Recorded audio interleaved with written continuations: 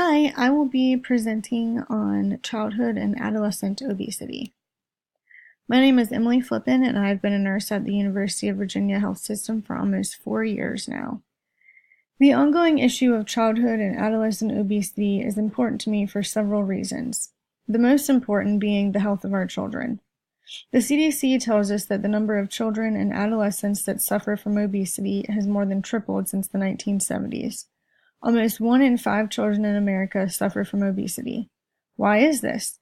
The CDC reports that several factors lead to childhood obesity, including genetics, metabolism, community and neighborhood safety, lack of sleep, and finally, eating and physical activity behaviors. Additionally, the CDC reports that energy imbalance is a large influence that contributes to childhood obesity in America. In addition to the physical health of our children, I care about their emotional health as well. Obesity can lead to poor self-image. We were all kids once, therefore we can all attest to the fact that kids can be mean. While resolving the issue of childhood obesity won't fix the fact that kids still make fun of other kids, it could certainly decrease the targeted overweight population. Finally, our children today will grow up to be the adults of tomorrow. If we do not address the issue of childhood obesity now, obese children will grow into obese adults who will then likely raise more obese children. As aforementioned, the rates of childhood obesity have more than tripled since the 1970s. That's less than 50 years ago, and the number has not just doubled but has actually tripled. To me, that's a pretty hard pill to swallow. These numbers are staggering. From 1963 to 2008, we went from 4.2% to 19.6% of 6 to 11-year-olds being considered not just overweight, but clinically obese.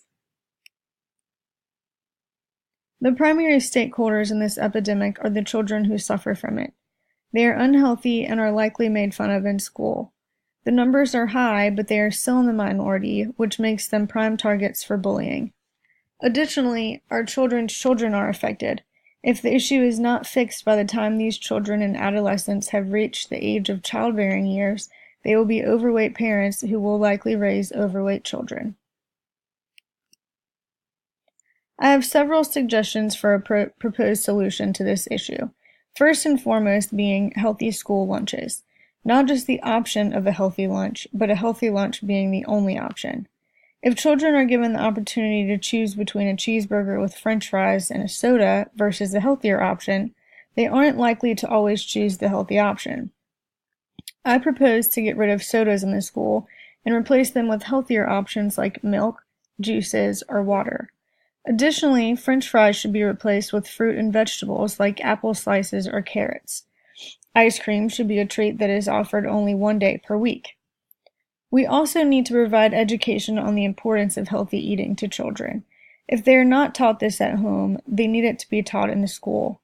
I propose a once per week simplified health class at the elementary, middle, and high school levels. Healthy eating is just as important as a proper amount of exercise, so I also propose that every day there be at least 30 to 45 minutes of physical activity for all students. Tom Vilsack writes that improving the meals that children consume in school is key in improving childhood nutrition. He also writes that obesity is our most rapidly growing public health issue. For many students, the foods they are given for breakfast and lunch at school are the only healthy meals they are given all day. If we do not provide healthier school meals, many children will unfortunately consume unhealthy foods for all 3 meals of the day. Health education has been known to increase students' knowledge and attitudes about health and motivate them to develop and maintain a healthy lifestyle. The CDC recommends that individuals who are ages 6 to 17 years old should engage in 1 hour or more of physical activity each day. If they are guaranteed 45 minutes of activity during the school day, we are ensuring that they get more than half of what they need. I would love to advocate for a full 60 minutes of physical activity at school. However, I am aware of time constraints due to other core curricula that must be included in each day. A study by Constance Newman, who is an economist for the U.S. Department of Agriculture in Washington, D.C. found that healthier school lunches that included vegetables, fruits, and low-fat or non-fat dairy products averaged about 9 cents more per meal.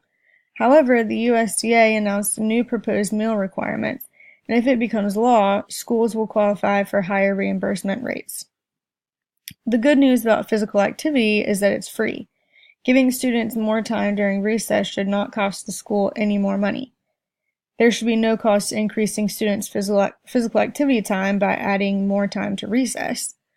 One could say that some students may choose a more sedentary form of recess. However, if teachers require that students run 2 or 3 laps before they go play their games of choice, students are ensured to get some time of rigorous exercise. My change agent is a county board supervisor for a local county in my state. The name was requested to remain confidential. While the selected change agent is not a school board supervisor, the county board supervisors have influence in decisions that are made in the public schools.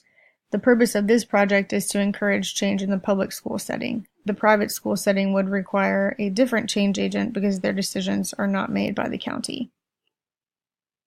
The date and time of our meeting are currently being decided by the change agent, but it will likely be April 14th. In summary, I will be presenting my change agent with background information about childhood and adolescent obesity. I will be emphasizing the huge increase in percentage of not just overweight, but clinically obese children and adolescents in America since the 1970s by including the statistics previously listed. I will then present the importance of the stakeholders, being today's children and tomorrow's adults, and stress the importance that if this issue is not addressed now, it will continue to be a problem in the upcoming generations. I will explain my proposed solution along with the estimated costs and then seek feedback and thoughts from the change agent. Thank you.